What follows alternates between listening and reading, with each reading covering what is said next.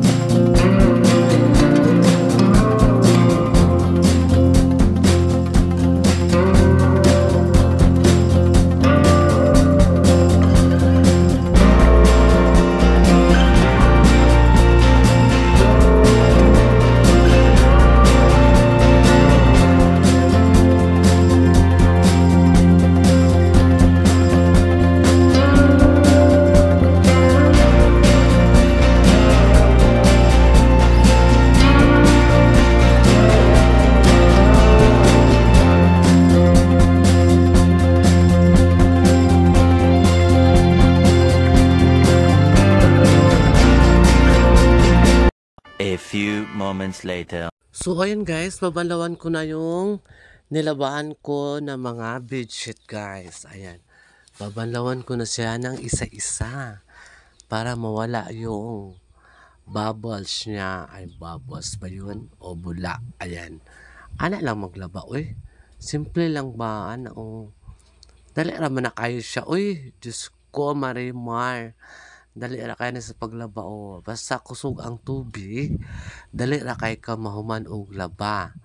So, ayan, binabalawan ko yung, kasi, dapat ingatan mo talaga kasi puti yung nilalaban mo. Kailangan, iba kasing lupa dito guys, red na red.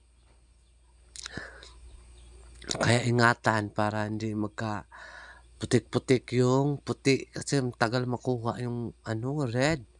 Parang makamantsa talaga siya guys. Ang red, ayan. Magmuni-muni muna si Sarah. Dahil sobrang init talaga guys. Nasira na talagang mukha ko guys. Laban lang talaga, laban lang. Para sa kinabukasan. Ayan guys, Sarah Gaga ay nagbanlaw na sa kanyang mga nilabahan na bedsheet. Ayan. O, di ba? Ang ganda pala ni Sarah sa ano, sa tabing ilog. Ayan. Si Sarah Gaga guys. Tulungan nyo naman ako maglaba. Ayan. So, ayan. So, ayun guys. Thank you so much sa mga new subscribers si Sarah Gaga na walang sawang pagpanood sa mga video ko guys. Maraming salamat po sa inyong lahat. Ayan guys, kahit kunting ano, napapasaya nyo po ako. Dahil kundi dahil sa inyo guys, wala po ako. Hindi po ako magpapakita sa inyo ng ganito mga ginagawa ko guys. Maraming salamat po sa inyong lahat. And God bless you all. Ayan guys, bye-bye mga kasaragaga. Ayan lang po talaga ang ano natin mga kasaragaga. Wala na talaga ako ibang masasabi sa inyo na maraming salamat po sa inyong mga pag-subscribe, mga new subscribers ni Saragaga. Maraming salamat po sa inyong lahat. Pagpatuloy ko po itong mga ginagawa ko po. Kasi po, pangarap ko po talaga may isang vlogger. Ayan. Gusto ko talaga maging isang vlogger. Ipapakita ko po sa inyo kung ano ang mga ginagawa ko bilang isang kasangbahay. Kasi po, marunong naman ako mag-ano guys, marunong naman ako mag-follower. Marunong ako sa buhok. Kaya lang ah, gusto ko talagang, ah, gusto ko talagang magtrabaho sa isang bahay.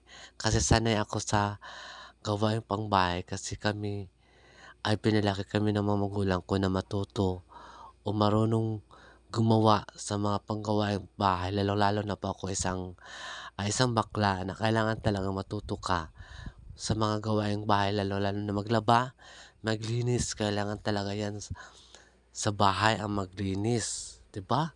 Kailangan natin maglinis kasi hindi lang sa pag-alis ang ganda ng mga suot, naka-red ang mga lips, pasabongga ang mga suot. Yun pala ang bahay, nagkalat-kalat ang bahay. Hindi ganyan. Kaya kailangan malinis ang bahay, maraming bulaklak, arrange lahat ng mga sa kusina, mga plato, wala nang hugasan, ayan. Kahit ano tayo guys, kahit mahirap lang tayo, kaya kailangan tayong maging malinis sa pagtingin ng mga tao. Ay, okay pala itong mga tao na to kasi mas linis. Ayan.